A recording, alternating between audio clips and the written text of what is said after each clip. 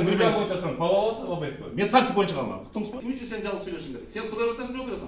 Кайсы жерде мектептин директори мугалим акча чогултуп баштаса, жаңылбасам 999 800 500 деген номердеги телефонго чалсаңыздар болот. Министрлигинин телефон довериясына чалып жатабыз.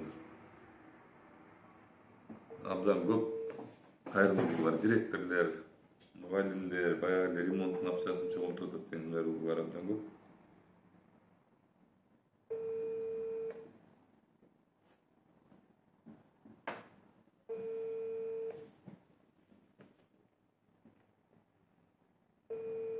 Экинчи жыл чалып атат, экинчи жыл телефонду албай жатат.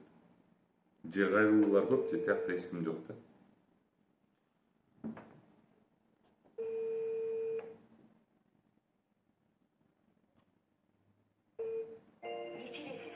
Ал бираздан кайра чалып көрөсүз.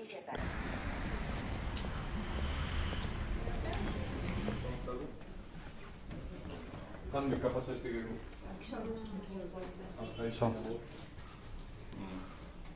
Жаңа эме боюнча кимге обращаться этсек болот? Телефон доверия боюнча ким курировать этет?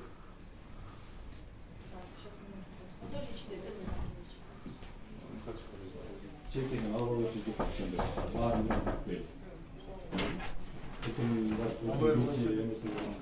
Кандай капаситет? Основной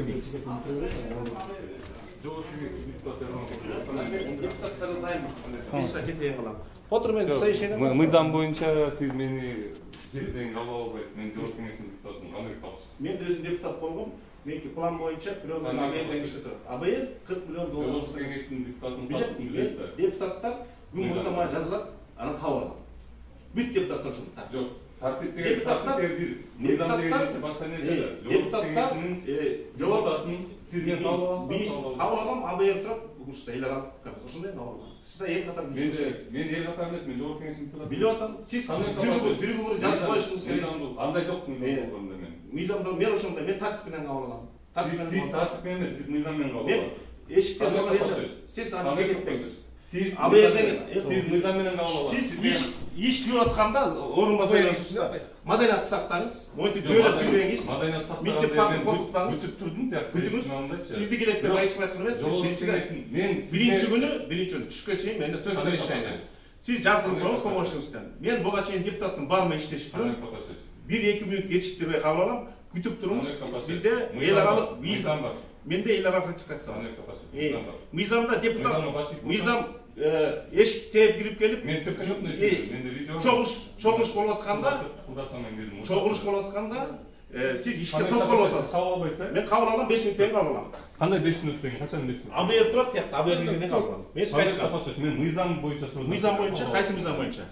Жооп кеңеш. Сиз жооп кеңештин статусу боюнча мыйзамды сыйласаңыз, келатканда чалдырып коюңуз. Мен сарбынчылар анда болбойт. Сиз ар бир депутатка тебеле бересизби? Сиздин кандай укугуңуз бар тебелегенге? Сиз чогулуш кылмаса кабыл албайсыз деп сурап атам. Мыйзам боюнча сурап атам. Буякта жардам сурап атам. Орун бастап турганда мыйзам боюнча сурап кабыл албайсызбы? Мен тартип боюнча калмам. Уктуңузбу? Мыйзам боюнча кабыл алсын. Биринчи зам.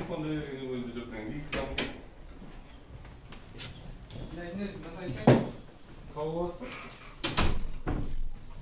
Эмнеге бересиз?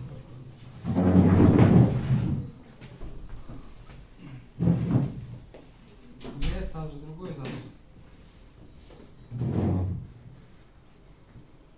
Я могу через минут 5-10 перезвонить сейчас у меня? Ага, Саңыздар, жооп кеңешинин депутаттары биз могу телефон доверия боюнча келдик эле. 3 күндөн бери чалып атабыз, бир да жооп алган жокпуз. Жана Канбек Капашевич айтпады беле. Жаңы чыкканбы? Эч албай атат. Азыр неме чалбай эле койсоңуз, азыр ушул телефон доверия кайда турат эле? Ким кабыл алат бул неме телефон? Аны, по-моему, бир кеңешчисине мегафондон алып байлап берген ал боюнча менин маалымат. Бул бир эле киши жооп береби буякта? Жок, ошол жерден маалымат жазылат да, полностью ошондой неме болот. Отдельный неме эмеспи бул? Жок, ошо линия кылып отдельный неме берилген да, бирок азыр кайсынысы бирок айырды чыккан маселени жок, билеген министр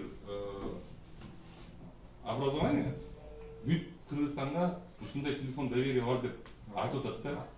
Men geçe murda juma эле ачылды. Мен 3 күн болду чыгып атканыма. Мен же чалып жооп алган жокмун. Же WhatsAppка жазып чалып жооп алган жокмун. Мен жогорку кеңештин депутатымын. Мен мага жазгандардан, мага чалгандардан сурасаңыз, кантип жооп берет экенин мен өзүм жооп берем, барначы. А силер монтип туруп телефон доверияны киргизип, монтип туруп телефон доверияңарды эч ким албагандан кийин анын смыслын киргизгениңердин силердин. Еще дагы бир помощник өрүп коюп турсуңар, ал ким, кайсы помощник? Помощник эмес, бир немеге байланган, бирок ал жерде бардыгына жөнөтүлдү. Сиз билбейсиз кимге байланганын? Показ мен мурда жумал ачылды. Мен командировкада жүрүп төрөган мен. Жома таап бергиле кимге байланган? Ал эртең кимге чалып атат азыр?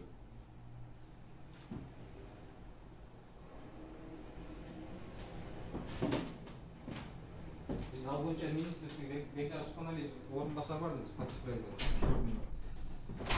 Тиги шашынбай нема Бул деген бер жагы эле мыйзамсыз болсо да бер жагы эле бул аманат да.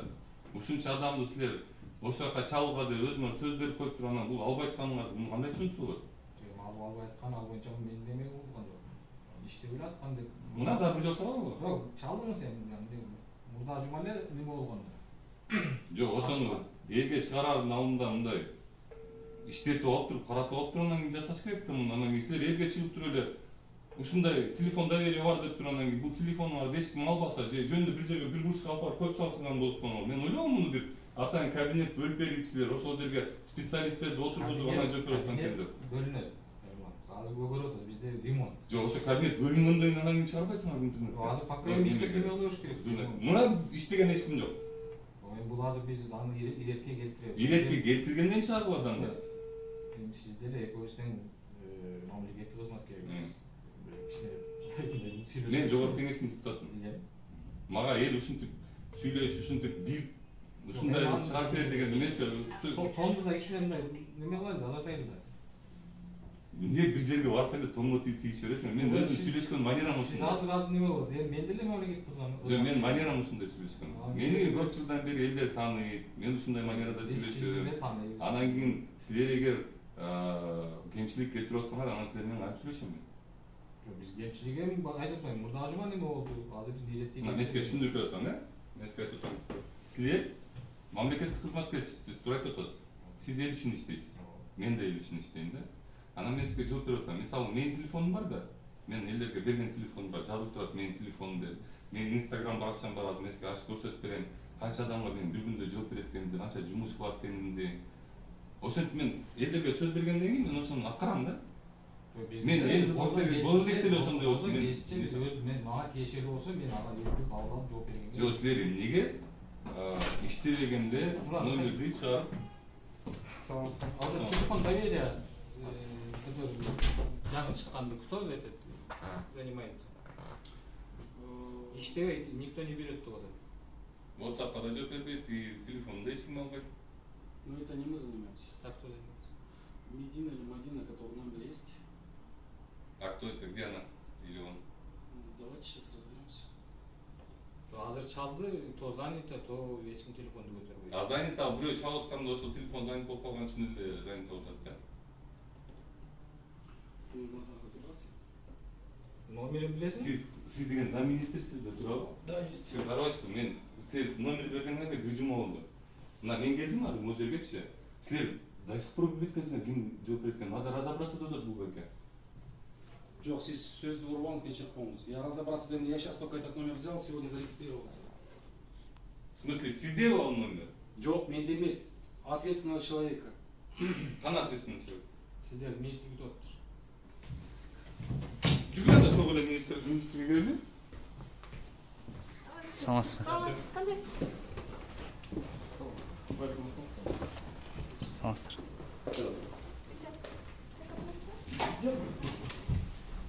Gel otur bak. Менин суроом мындан бир жума мурун телефон доверия деп немеге чыгаргансыңар, интернетке чыгаргансыңар. Ошол телефон доверияга мен 3 күндөн бери чалып атам. 3 күндөн бери эч ким телефонду алып койгон жок. WhatsApp'ка жооп бербейди. Мага мектептер боюнча моншалык суроолор баары мага келип түшүп турган артында эмнеге телефон доверия бар болсо, ал телефон доверия иштебейт деген суроолор келип атат да. Анан ошол себептен мен сизге келгем. Эртең менен мен Аскар келчи. Азыр деле чалабы? Азыр Askardan telefonda verilen malumatlar versene. Çocuk, telefonda verilen direktmen geliyor. Sana vermedim mi? Parça elinden. Ekonomi parça elinden. Hayal edilen dinler.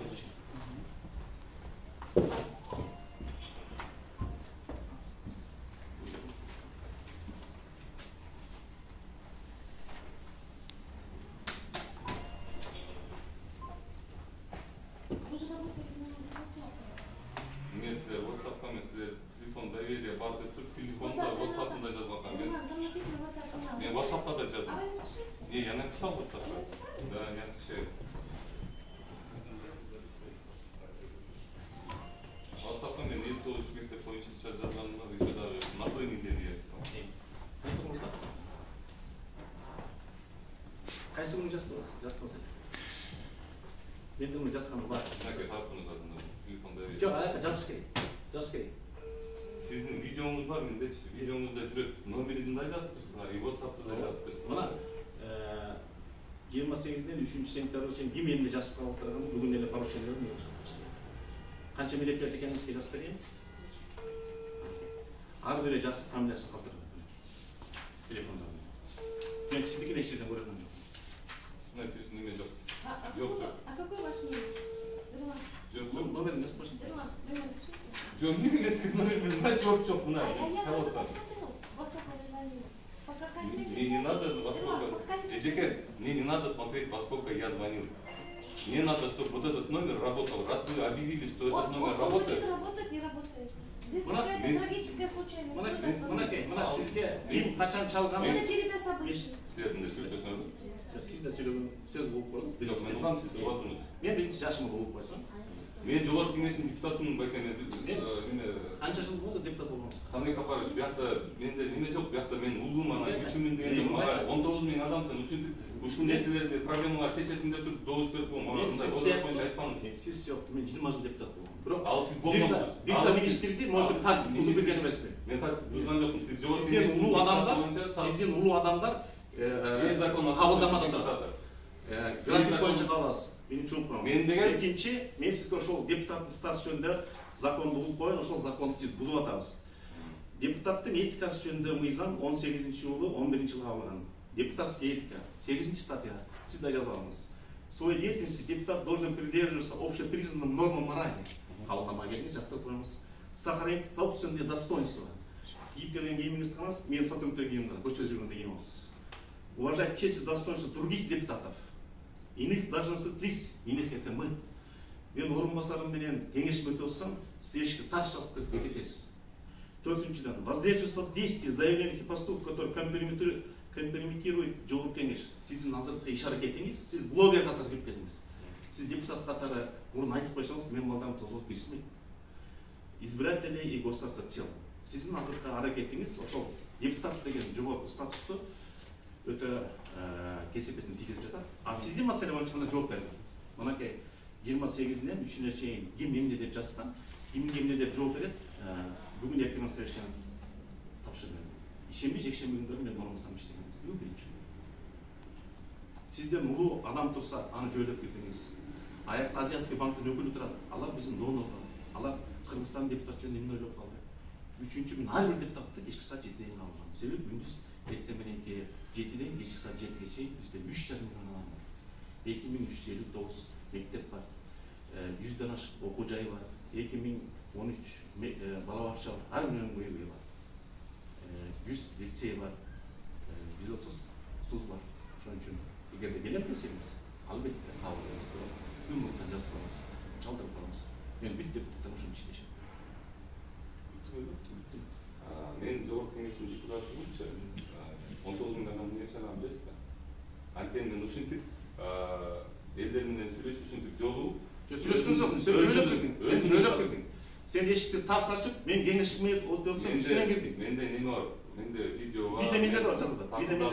Сизден суранып уруксатты деп кирдим. Сиз могу боюнча, эгер немесен жогорку кеңешке катышсаңыз болот. Сиз жазыңыз ошону. Хорошо? Анан ошондон кийин работать. Сиз жазыңыз. Мен да жазам. Анан кийин сиз да жазыңыз. Мен да кабыл албайт деп жазам. Мен да кабыл алып отурбайсызбы? Отурбайсызбы? Sizin gelgeniz Аны 20 башка минут. сиз мындай сүйлөшөсүз белдер үчүн мындай сиз бияка эмне келдиңиз? Иштеген келдиңизби? Анча size жалгыз Мен söylüyorsun. айтышканга келдиңизби? Жоқ, мен эмне үчүн сен жалгыз söylөшүң керек? Сен сурап атасың, жооп бере атам. Достор, ушул болуп аткан видео боюнча абдан көп суроолор болушу мүмкүн. Биз ооба билим берүү министрлигине барганда аякта совещание болуп аткан. Биз ал совещанияны күтүп турдук, бүткүчөктү.